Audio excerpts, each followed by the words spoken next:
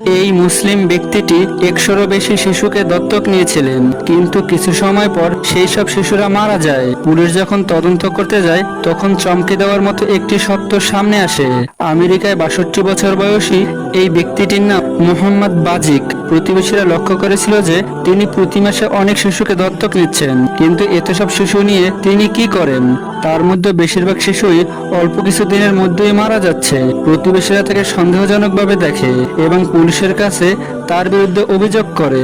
এরপর পুলিশ তাকে ভালোভাবে পর্যবেক্ষণ করতে শুরু করে। তখনই তারা জানতে পারে মুহাম্মদ মূলত এমন সব শিশুকে দত্তক নেন যারা মারাত্মকভাবে অসুস্থ এবং যাদের বেঁচে থাকার কোনো সম্ভাবনাই নেই। এরা সেই সব শিশু যাদের বাবা মা সন্তানদের হাসপাতালে রেখে চলে যায় কারণ তারা সন্তানদের চিকিৎসার ভার নিতে ব্যর্থ হয়।